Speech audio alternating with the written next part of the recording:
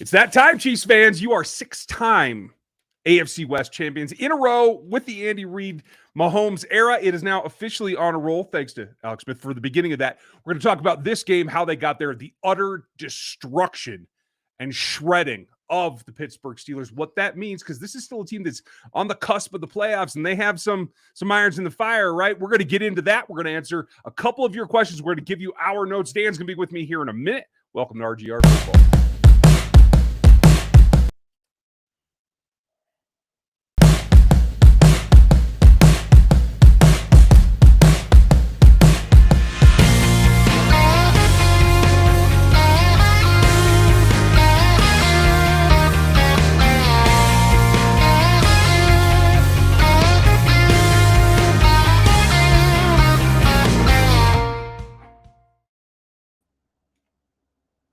Sometimes the intro doesn't want to play. I'm just going to tell you.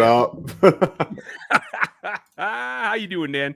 Oh, I'm in a great mood. I mean, that's good. I think that everyone thought that this would be a little bit different with Nick Bolton not playing and Travis Kelce not playing. See how the team would do, and guess what, guys? They're back. Yeah. I just have one thing to say. Melvin Ingram was right. I'm just saying. He was right. Oh my Lord. Okay, so this was a butt whooping from stem to stern. There's nothing left. I will not be surprised if they pack it in and do not make the playoffs, even though the Steelers are still technically in the hunt because of what this offense was able to do without their number one spark plug outside of Mahomes. With Kelce not even at the stadium, this is significant because I thought the number one thing, and I wrote it, I don't even know how many times it's here in my notes, is that guy after guy after guy stepped up. I know there's some questions. We're going to get to your comments as well. You guys want to go over what we saw and what it means. If you're new to the channel, like, sub, and hit the bell notification because this is where we get it done. This is the breakdown that we do post games. On the docket tonight is going to be all of Dan's takeaways as well as mine. Then later tonight, you'll get the Locked On Chiefs show. It will be on audio tonight. It'll be on video in the morning. And then I'll have the mock draft over the Locked On Draft piece as well. And don't forget I am going to be covering and providing all the initial draft takes for the Odyssey, the radio network's new program and series on the NFL Draft for 2022. So look at you. A lot going on, right? It's like I can't say no to new projects. It's kind of sad. Hope you all had a great Christmas. This was a nice present from them, right? Dan and I both cooked. Dan cooked too little. I cooked too much. That's the way that it kind of worked out. Hope you guys had a more, targeted audience. But big takeaway from you tonight, Dan. Overarching, what's the big number one thing? That as much as everyone over the course of Patrick Mahomes' career has talked about how it's his weapons, a lot of people have said that his weapons always have made him better than maybe he is. I think you saw tonight that's not the case. Patrick Mahomes has evolved, and they finally started doing the little things well. I think there was a couple plays I saw where they didn't take advantage of the middle of the field underneath when they're playing too high shells, but they ran the ball effectively in this game. Mahomes was getting the ball up quick. He was getting it underneath. And then when things weren't there right away, the offensive line gave him time or he got out of the pocket. This is what it's looked like the last couple of weeks when things are clicking. The offense has things kind of figured out. And when you have the element now of being able to run the ball, being able to hit those short passes and get bigger chunks out of it, what do you do as a defense? This is what we've talked about going to last year during the Super Bowl, taking some of the little chunks, running the ball better here and there, and you can bring some of those safeties down. Now defenses don't have anything they can possibly do to defend this offense. And all I'm going to say, Byron Pringle, 7 targets, most in his career, and he broke out. Yeah. Or maybe this is the game that we were hoping. Yep. Right? This is the game we were hoping to see from him. We talked about it last week. We talked about what we were going to see from the Steelers, and we thought the run game is one thing that could hurt them. They clearly couldn't even get that going. That's a big part back to Chris Jones being on the field. Now, if this had been a man down and Tershawn Wharton is your starting defensive tackle, that changes things a little bit. But just having Chris there and the front four intact allowed you to see what they're capable of doing, and that this team is still even in the midst of not the biggest, the second or the third biggest COVID outbreak in the entire league this year, they're still rising. They're still getting better and peaking at this moment. This is, this feels like 19. I'm just going to say it. Sorry. It does. It does. If it's a jinx, it's a jinx. Hey, just to take a little bit of knocking and just do something. But yeah, no. And it was the same team that beat them the last time of the season, just the Titans. It was the Titans. The Titans seem to be this catalyst for the team. They get down bad. They find a way to lose a game badly against the Titans that in 2019. This year, they get blown out by the Titans. And then they start to get some confidence. They finally start to chip away a little bit at their wins. They play some bad teams early on. And then they start playing better teams as it goes along. And they find their confidence. They find their stride. This is exactly what they should have been doing. And when it finally clicks for you, you see it. And the Chiefs continuously to play their best football at the end of the season. 21, now 22 consecutive wins in November and December. That is why they've gone to 2 Super Bowls back-to-back. And it looks like right now that they could do it again. Yeah, I mean, and that's really what it comes down to is every year it's about those December games, right? And like the instructors say out there in Coronado, it pays to be a winner. The end of the day, you set yourself up for success by taking the bull by the horns and making it yours. I thought a lot of guys stepped up and did that today. No. Now, I know a lot of you are waiting on an update on Clyde Edwards-Helaire. When we get that, if we're still live, we will give that to you immediately. I do have some special release shirts. I decided to delay the other ones because I started working on one for this week if this game went the way I hoped it was going to. So you should see that in the next couple of days. It'll be a little rough, but it'll be a start. You can get that as soon as I release it on Teespring. You members can get your exclusive member shirts or any of the other gear that you want over on the Discord. That's where I'm releasing that. If you're not in the Discord, that means you got to become a member and you got to join at the rookie level and you got to send me an email over at this address that I'm going to throw up here, knock on wood, rgrpodcast@gmail.com. And then you can get your invite to Discord. And from there, you'll get all the exclusive links for the members and all that stuff. Now, that said, Clyde obviously started the game really hot, had a really nice run doing, I think, a little bit more than I would expect in terms of contact balance. I always thought he was good, but I didn't think he could take that kind of a wallop. Yeah. And I tweeted out at the time, like he got nearly a free hit from the linebacker because Creed's guy like submarined him and took him out, being able to actually get to the second level. That's significant. But Clyde then gets hurt, and it turns into this rotation. And I know for years and years and years, this has been running back by committee has been a negative term. Yeah. Well, I think this season is explaining for the first time in Kansas City why this is a good thing, because you get the best from everybody every time they get an opportunity. And I'm sorry to say, there wasn't a drop-off after it had to go to Gore and Darryl. And I think Darryl especially has been in this like playoff running back role before where everybody gets hurt. He's the last guy standing. Yeah. And he's risen to the occasion then as well. So I feel very good about where the running back position is. How are you feeling in general about that spot? Yeah. If you guys were here with me about 2 months ago when I said what I believe is going to happen with the running back position in Clyde, as much as I like the player, the Chiefs have shown us this season and recently that they do not believe that Clyde Edwards-Helaire is the player that they were drafting. I don't know how, to be honest with you, he's exactly what he was when he was drafted. He's a guy who can make guys miss in the hole, but he's not ever going to be a burner. He's an excellent runner in terms of route running and catching the ball in the backfield. And they have consistently shown that they don't want to do any of the things that he's actually good at. And they want to get Darrell Williams and now Derek Gore more opportunities. So I believe they're going to end up drafting another guy. And that's, like I said, I love Clyde. I think he's a great running back. And I hope something happens. But unfortunately, I think he's probably done for the season. Obviously, that's speculation. That's all it is. We're going to hopefully get that update soon on his injury. And now that's 3 injuries in his first 2 seasons as a running back. For a guy who didn't have much tread in college, that's not a very good sign.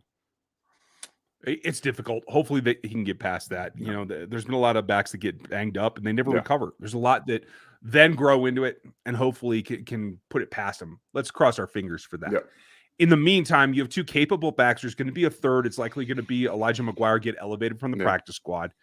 That's probably your threesome going in the next game if Clyde's not available. And let's cross our fingers. That's a strain. It's a ligament damage. There's all kinds of ligaments that attach your collarbone to both ends. So you can have a collarbone injury without it affecting the structure of the bone. That doesn't mean you can play on it, though. So we're going to have to get – likely they're waiting on imaging is going to be my guess, and we'll find out probably later tonight or tomorrow.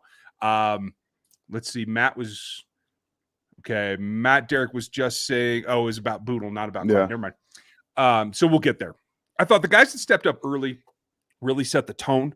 Obviously, the run by Clyde, but then also you got a couple of nice targets to Blake Bell. You got a couple of nice to Noah Gray. Yep. And got them going. Now, I wish they'd stayed with Gray a little bit, but obviously Pringle was lighting up. Oh, yeah. And the thing for me was you use Tyreek Hill just enough to get the ball rolling and to keep that Steelers defense honest, right?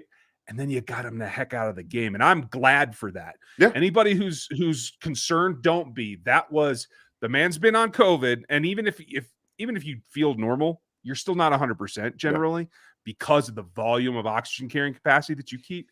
So that was great. He made his mark. He affected the defense. They got him out. They were allowed everyone else to step up. And should this happen again, or there's any kind of, relapse or anything like that, this is another big sign that the wide receiver group can step up.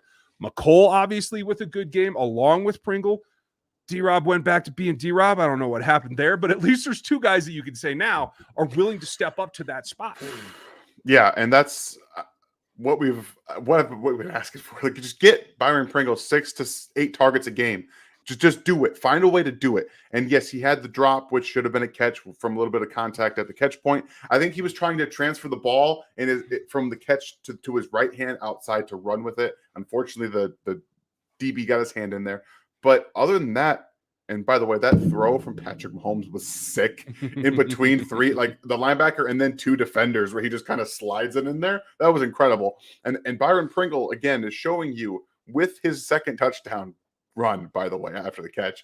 And that was on a slant, by the way. Almost like they should be running more slants with some of their bigger receivers. What an idea. We've been saying that all season. It's almost. And it looks like they're breaking some of this stuff out now. And it's huge for the offense because we've seen Byron Pringle do multiple things this year after the catch. Multiple. And on his first touchdown pass is probably the most important thing for me because he was just running a curl route. Just get to the end zone and turn. Look for Patrick Mahomes. And then that's when, he had all that time and Byron's like, okay, I need to get to the side of the field where there is nobody. And he did. He found it and he got that touchdown. That in and of itself will unlock this offense. But just Byron Pringle doing those kind of things, making some of these catches down the field. And then they scripted him a great fake screen at the end of the game for the big play because the Steelers were biting on everything short and they just did it. And that's exactly, like I said, what we were talking about. Byron Pringle is a better receiver than I think a lot of people have given him credit for. And I've heard all season that he can't get open.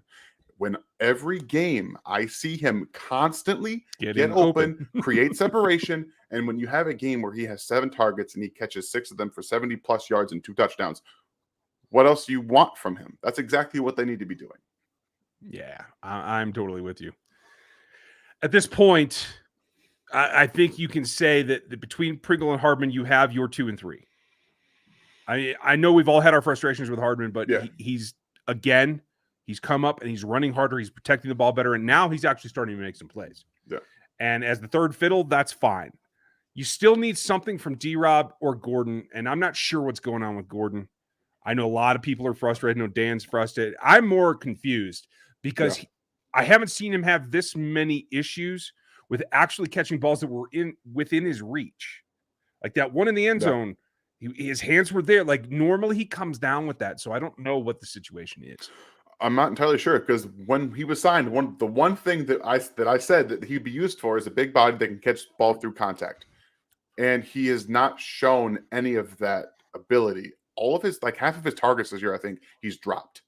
Half of them. Is it really? Wow. I believe that is an accurate statement. He's dropped half of his targets this year. That's bad. It's very, very bad. So I'm not sure what's going on. It's mental now because one, he wasn't getting the ball early, and now they're starting to get in the ball a little bit more. And this is the game that for him, you would have thought, look, I have an opportunity now to show what I can do as a big body receiver. They're going to get me some targets, and they did. And you dropped them. And I know they're difficult catches. I know they're difficult. I understand. Like wind's whipping around, it's changing the trajectory of the ball. You got guys in your face. But that's pretty much what you were brought here for, in my opinion. So come on. Come on. Do the job. Just do it, Just man. do the job. I tell you what, it's one of those deals that I wish I had a better answer. Yeah. And I'm just really quickly trying to look up this link so that I can give it to you guys here in a second. So anyway, I don't know. Until we know, we won't know. Mm-hmm. So we're just going to go with it. FLDB, thank you for the support and the super chat. As always, folks, if you want to support the channel, that's the easiest way to do it. The other way is the RGR store. I'll show you that here in a second. Without Kelce and limited snaps for Tyreek, Patrick has really gotten the cover two beaters under control, and the O-line has improved so much. It is crazy. Like when he did that dipsy-do thing and just still had the time, stayed in the having to only dodge Watt. He stayed in the pocket too. It was great. And I think Romo even stated it in a way that made sense to most people. Like he did that, but he was in control within the pocket and didn't go to his instinct, which is to break and then see what happens. So more power to him. And you know, that's all said that he's still allowing his receivers to do that because that's what Pringle did on the first touchdown. And he made that cut and that got it done. So yeah, it's creepy. When Creed is this good, I mean, I knew Creed was going to be good, you guys. I didn't know he was going to be this good in year one. I didn't either. I expected him to get this level by like year 3. He's so far ahead of where I thought he was going to be. It's really impressive. But thank you as always, FLDB. We appreciate it.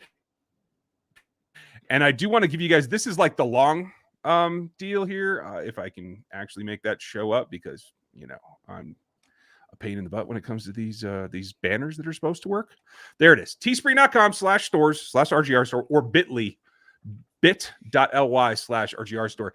Check those out. I'll drop links on social media and stuff when I get the new shirts out there this week. But you can always just go check that, and I'll try to put it in. This link is in the description of every show too, so you can always get to it. It'll be something specific to, you know, what a record they just said is, you know, because that's ridiculous. Pretty important. I'm just gonna say. Thank you, FLDB Stack. Thank you. Welcome back to the memberships. And thank you for the support. That's the big thing, is like, for all the trial and turmoil that you had through week 5, to then not only get back into the playoffs, not only get to the point where you're within reach of the number 1 seed, but now you got the seed a week ago. You're in control of staying at home for the playoffs, and now you take out the rest of your toughest competition, the guys that know you the best. That's what I think is significant, because there hasn't been a letdown. You got embarrassed in Nashville, and the Titans beat you up, and ever since then, it's like it clicked. So, hey, congratulations. It's funny how that can. And you started using the fullback more. I'm just saying that has a big part to do with it. Merry Christmas, Terry. I hope you had a good one as well. Seth, a nice sighting for Dorian late. That's going to help Dorian in his career. He's going to land on another team as he's going to become a free agent, and he's going to have a chance, because if you let him run, he can do some things. You don't think so? No, it's not that. I'm just upset. Every time every time. I think Spags does this on purpose. He plays him in these spots, and he's like, I'm going to let you every fan get a flash of what he can do. Just a flash. Right. Because I'm only going to let him play. Just attack downhill, attack downhill, attack downhill. That's all you have to do. And that's exactly what he did. And again, catch point with Chase Claypool, almost popped that ball free too. It was starting to move. Like he almost did. But every time, man, I want to see more of him, and then we just get nothing every single time. So it's been a frustrating 5 years or 4 years that he's been on this team. And I'm interested to see if they keep him as a special teams guy, just because he knows everything. He clearly knows this. Well, I won't say clearly knows the system, because if he did, I think he would have been getting more playing time. But he's a guy that it looks like they want around on special teams. I mean, honestly, the two most athletic linebackers they have are Wylie and Dorian. Yep, so that's it. There's a reason he's not on defense, guys. Bill, thank you. Thoughts on the injuries? What is your level of concern considering the prospect of each missing player? They look so good and comfortable. I'll tell you this. I think Tyron is a contusion of some kind. I saw the shot that they gave you on the sideline. They were checking his ligaments, and it looked like he was fine. No. So this is either some kind of bruise. It could be a deep bone bruise, which is a pain in the butt, but he should be still able to continue the season. It could be a quad contusion, something like that. I think he's going to be okay. Would he have to miss a game? It's possible. I don't think it's going to be anything serious. Mm-hmm. Willie's bothered me. If Yeah. you guys missed it on the replay, you saw him hyperextend that knee, and he got up. Whoever was helping him up got him up, but he sat right back down. Yeah, he was very I'm ginger. really surprised they didn't make him come off the field after that play, to tell you the truth. That's what I was kind of waiting for. But Tyron obviously is a huge loss. So Clyde if it is that Clyde is out, that's the best case scenario. In fact, we do have an update now from the beat reporters. Andy is saying they're going to check it out tomorrow and see how bad it is. That tells me that they x-rayed it and they've ruled out a break. That's a good thing, because an x-ray is easy. They have x-ray machines at the stadium. They would know by now. So that's actually a positive sign, in my opinion. So we'll get there. The next one would be, if Willie has to miss some time, that's terrible. You should have Nick back next week from the COVID thing. As long as that's okay, then you can withstand that for a little while. And again, because Willie continued to play, I don't think that's serious. That could cost him the season anyway. Could miss a game or two. We'll see. A lot of times things like that, hyperextensions have a tendency to eat up on you the next day after you sleep on it and you get stiffened up. So we'll see there. The stretch. And that would be a loss, but it wouldn't be heartbreaking. You lose Matthew, you're in trouble for the whole season. Yes. So that's the order of significance there. Yeah. Let's see. Marshall, I know I'm falling behind you guys. I will hit all of your super chats, I promise. And I think we're covering most of my notes. We'll see. Were you at all frustrated with the coaching staff? Leave Matthew out there after he seemed to be bothered by a couple of drives. No, because you trust your player. And I know he walked over and said, no, I'm fine. I'm going to go back in. And he did. And at some point when they observe him, then they pulled him out. And so there's a lot of trust they give the players to kind of self-determine there if it's not a serious injury. So I'm not going to hold it against them. No, but thank you, Marshall. Appreciate the support as always. P-Zone, hope you're doing well. How did you guys feel about Andrew Wylie's performance? Did you watch him specifically? A couple different times. He's getting away with some holds because that's when you're playing against. He's played against some actual top level pass rushers when he's been coming in relief, and even with an injured TJ Watt, who was trying everything in his power to play through this game, and he's just whatever his rib issue is, it's not looking good for him right now to keep playing through that. But I think Wylie's done much better than any of us could have anticipated after a Super Bowl performance. So he's strung together. Outside of that, if you take that out of the equation, I think our original prognosis is that Andrew Wylie is a tackle. He is a bona fide tackle. He should only play as a backup tackle now. That's what he is. I don't think he can really play guard much. I think his first season was an aberration, and he showed who he is his second season as a guard. And I think that he's not even just better, but he's gaining confidence playing as a tackle, getting some push too. So I think that he's probably going to be labeled a swing tackle on this team because that's Andy Reid. But yeah, I think he's done a good job. Yeah, I agree. He's done a good job. And the only people I think would really disagree with you are JPP and Shaq Barrett. Exactly. That's fine. He had a bad game, and he can't compete with elite athleticism. That's just the case, and that's okay. I still like him in a guard as well. I don't care where he plays. I see him as what Jeff was back in the day, what Remmers has been, and being able to fill in at 4 spots. And I'm really comfortable with him at this point. I'm a little wary because I felt exactly like what you just said last year after the Saints game. Yeah. And then he got really beat up, obviously, in the Super Bowl. So, it is definitely a level of competition thing, but he just did a decent job, like you said, on JJ Watt. Yeah. Or TJ Watt. Sorry, JJ. Maybe someday. Maybe someday. maybe you'll get a shot. Sorry, the Cardinals wasn't the greatest decision, by the way. Chandler Jones, Kansas City's really nice this time of year. They get to play for rings, so come on over next season. It was a 1 year they brought him back on, right? I think so, yeah. A lot of people are going to want to jump on the bandwagon. You're absolutely right, Neil. Make room for them, and make sure that you tell them, hey, I was here first. Stack, welcome back. Glad you're here. We're going to get to these. Let's see. Deldrick, not saying Travaris Ward is, can we stop saying that Travaris is bad anymore? Picking the AFC title game, and D Ford was offsides 2 Super Bowls playing on Sand this year. We never said he was bad. Just said he wasn't a number 1 corner, and he's still not. He's a very good number 2 corner, and he has fulfilled every expectation that I ever had for him in being the number 2 guy on a defense. I know there was a holding penalty. Yeah. Snead's still better by quite a margin at this point. I still hold everything that I've ever said about Charvarius Ward to fact. If you have him try to cover anybody across the field, he's not going to win that matchup. But if he keeps the ball in front of him, the receiver in front of him, and gets the benefit of the wind carrying the ball to him, like he did on the pick, yeah, I mean, and if he's just going up against guys doing go routes, that's his bread and butter. That is his bread and butter. Screw up the timing, run with the receiver. That's what he is.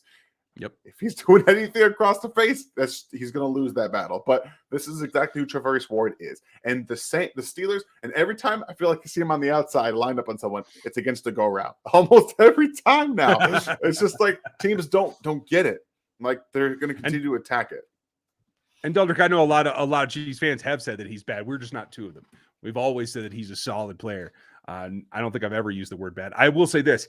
He's made a remarkable adjustment after the LASIK to getting his head around, to seeing the ball. I don't like that he did the one hand thing.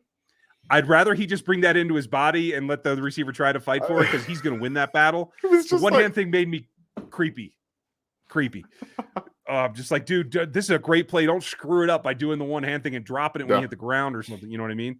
Because Lord knows the refs will find a way to hold it against them, right? And by the way, cheers to Chris Conley. I know you're not watching, Chris, but had a big play for the Texans today, and I like to see ex-Chiefs that I really like do well elsewhere. So congrats, Chris. Yeah. Hey, loved it. Patrick could have been doing that the whole time. Anyway, I know, right? Stack, I'm glad you're back. 11 months. Yeah, I know. Sometimes that's awesome. If you have an expiring credit card or whatever, like sometimes they shut you down. So don't take it personal, but I'm glad you're back. Sean, how are you? I hope you guys saw Sean's video this morning. And if you would, go just search Big Chief Sean and you can go subscribe to him. Let's get him up over 500. I think we're close. So his channel is all him all the time and a bunch of guests. And obviously he does a great job for us. But you guys need to go check him out as well. This was a messy loss. Do you think that the Steelers fans brought their own towels? Yes. You know they have them.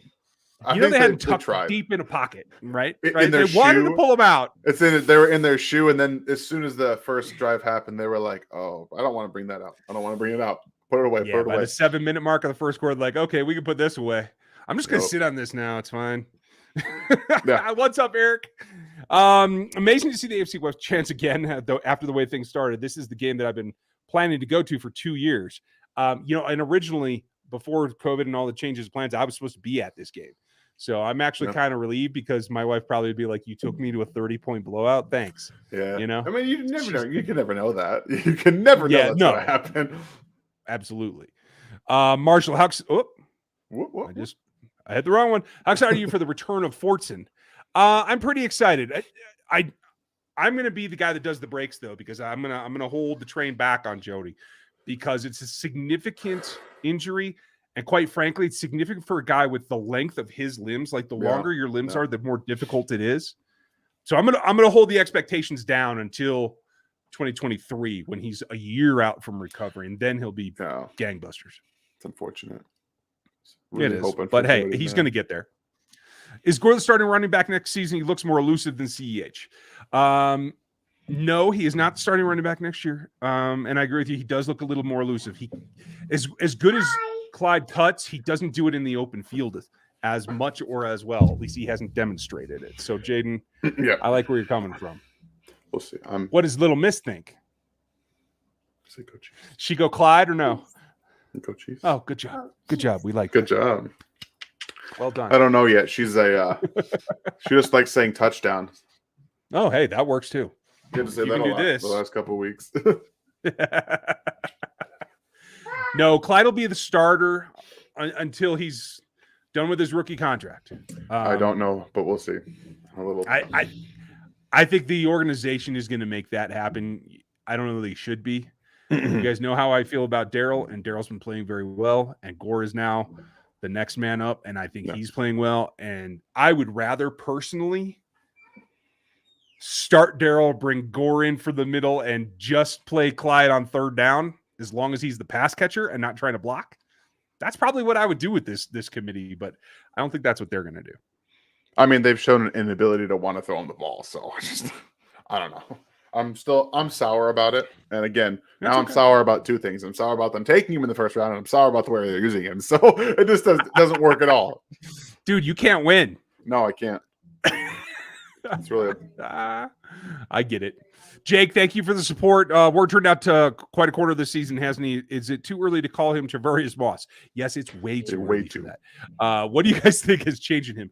Honestly, I think he's been pushed. I think obviously being able to see the ball better, I think, has made a big difference in his game.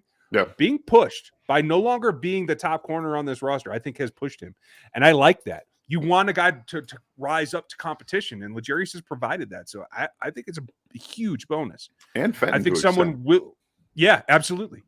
And I do think that someone will give him a contract that's worthy of what he's put on the field. I just don't think it's going to be the Chiefs because I don't think they can afford that for a 2-corner.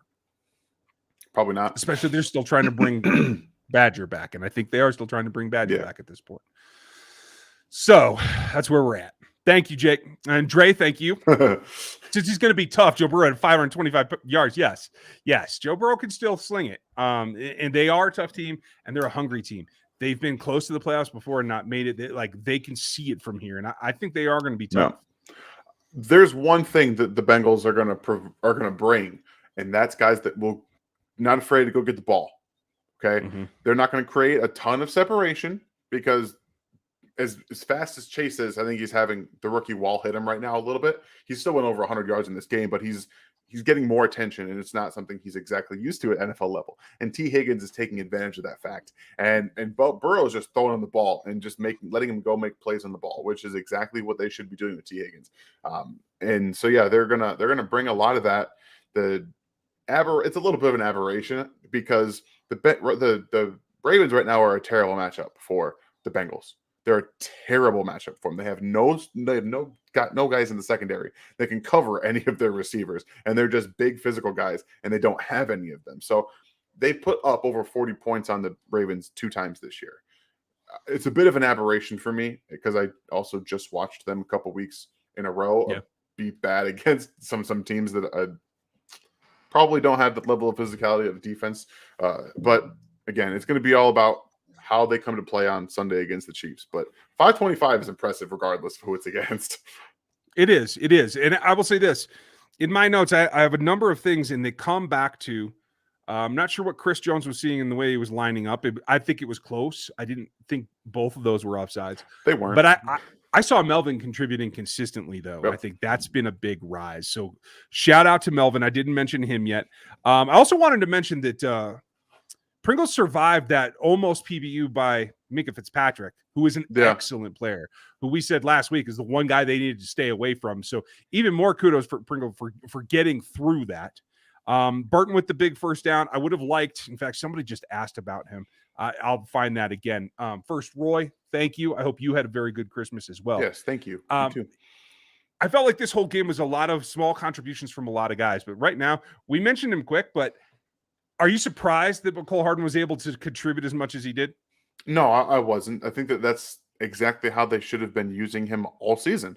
And they've, for whatever reason it is, whether they were trying to make a point to him or whatever it is, they kind of scaled back his snaps, and we've seen them go up a little bit over the last couple of weeks, and obviously out of necessity today, trying to get more pass catchers on the field and get everybody in there, I think really benefited him. And he was open a couple different times. He's still having issues running the correct routes, and Patrick is still having to tell him what he needs to do on some of these routes.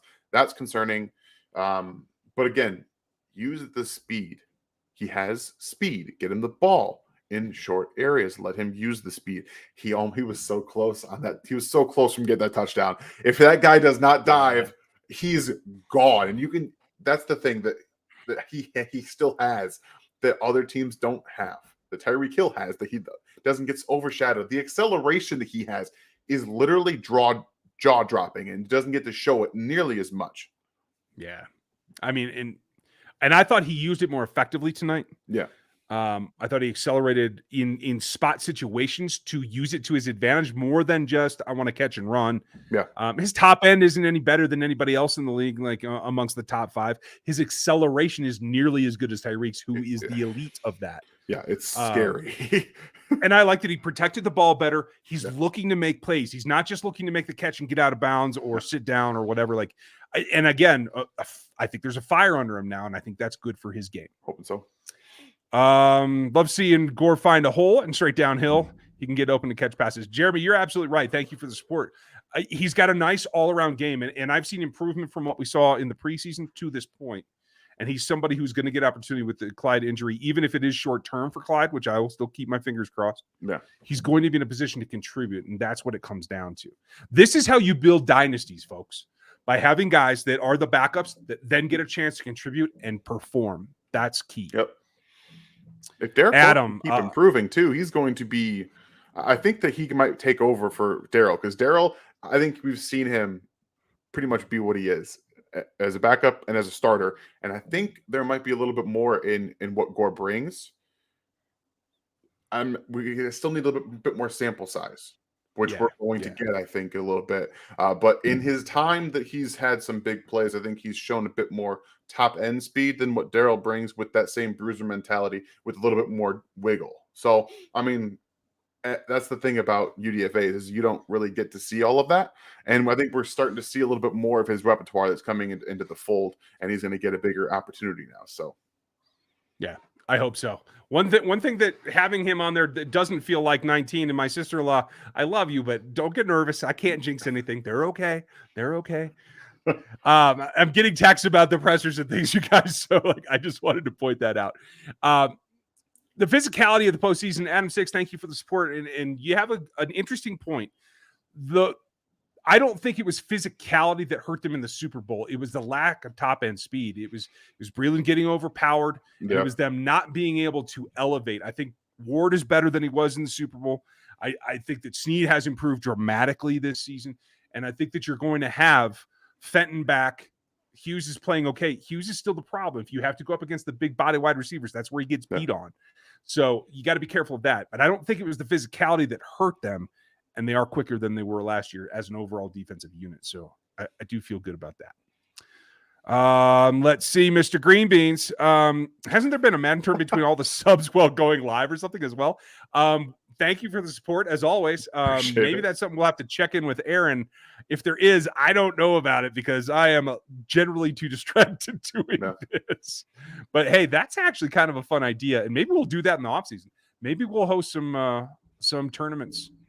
I'd love to lose to one of you guys in the first round. So, yeah, I won't be playing until the championship game. Like the winner gets to play me because you will destroy me. I am terrible at Madden. Again, I play with a custom team that's all fullbacks. So what am I going to do? There you go. You know the 3 plays that I run. Seth, Mitch Holthus. Okay, I'm not sure what that comment means, but yes, he is a guy. Yeah, he is a guy. He's a voice we all recognize. So cheers to Mitch. Jaden, I just bought my tickets for Bucks Chiefs next year. Do you think that the toughest team we'll have to see in the playoffs? I'm not so sure about that. They're a little beat up too. I think Shaq Barrett lost his MCL today. Yep. I think there's some things going on there. Godwin's out. He's done for the year. They're not going to see him. So I'm not 100% convinced of that.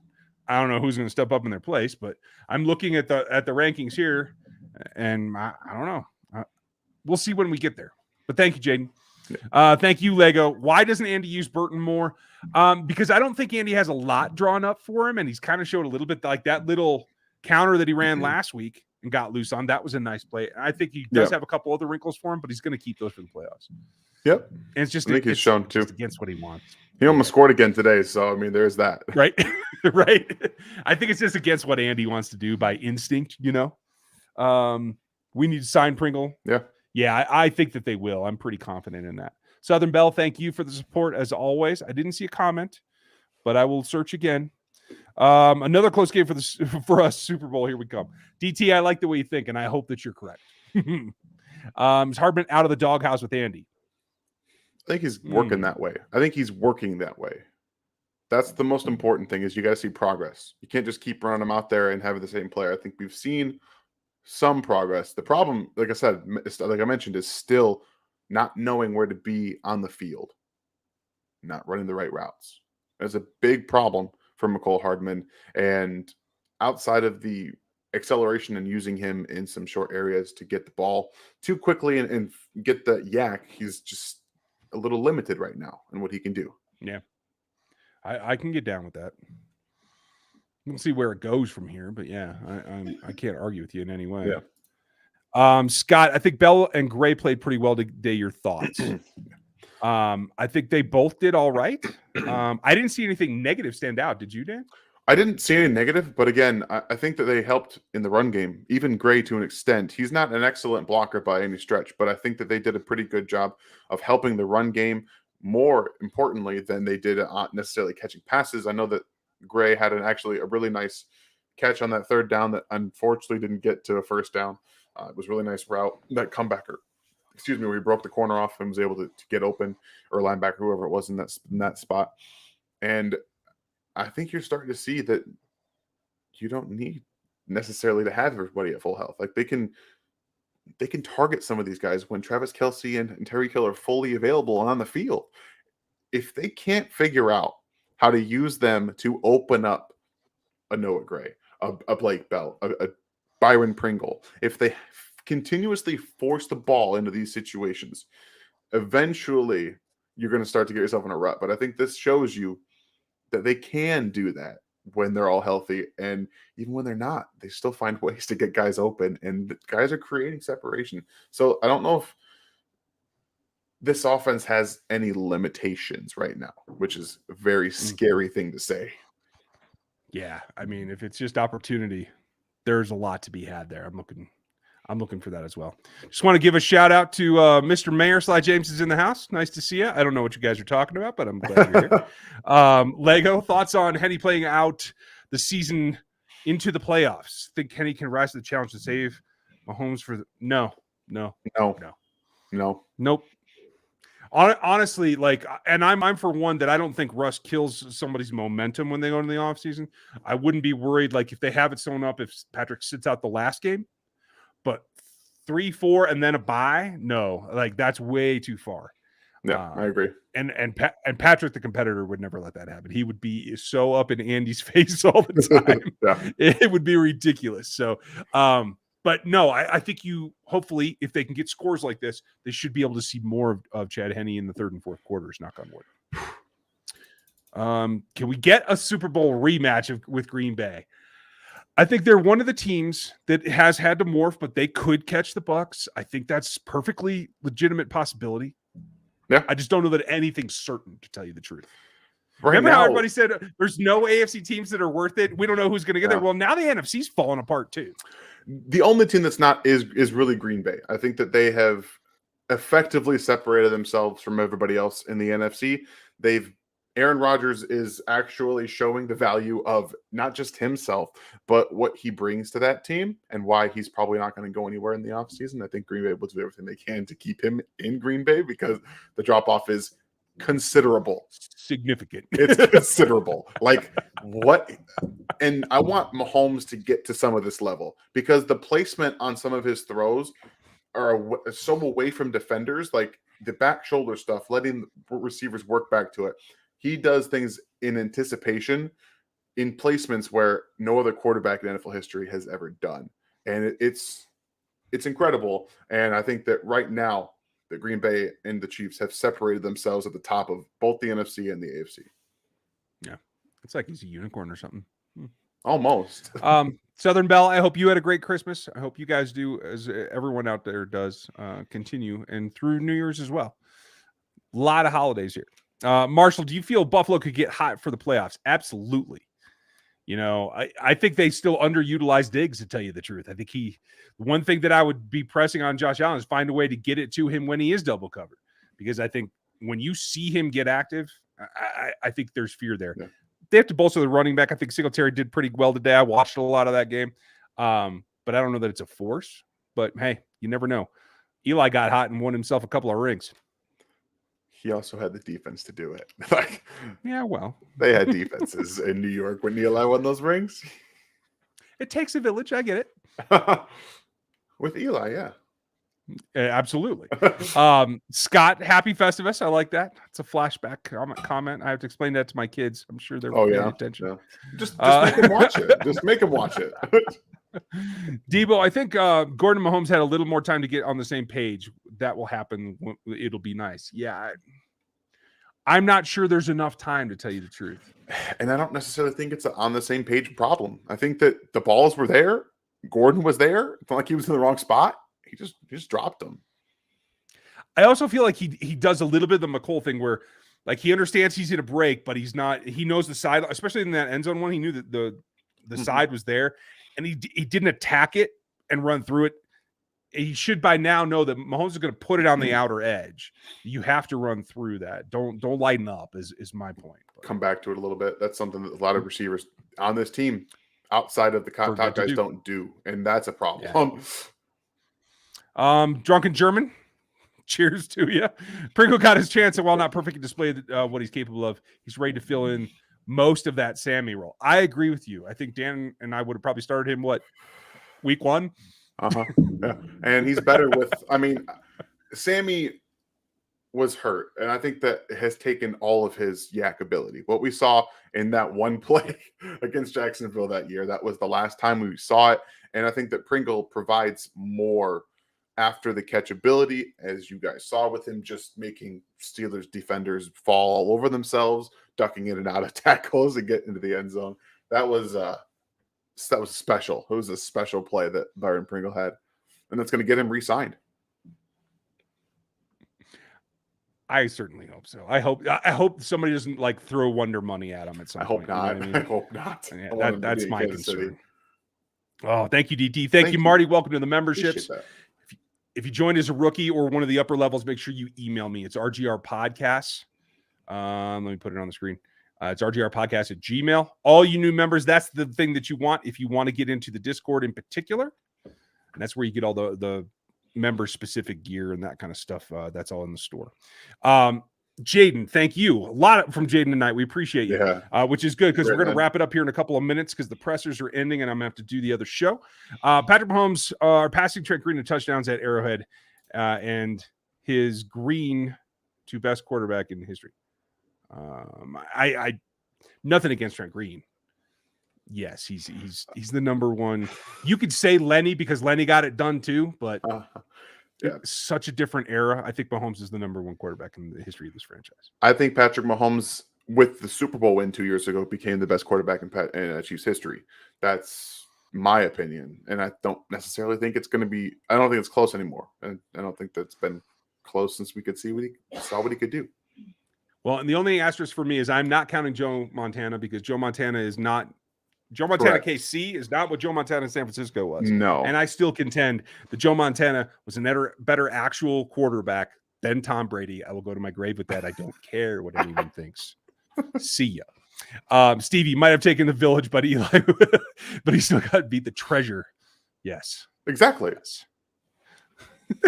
And that's all that matters at the end of the day. It's all that matters. You know, it's about taking down the quote unquote GOAT. I rooted for the Giants in both of those Super Bowls, by the way. I did.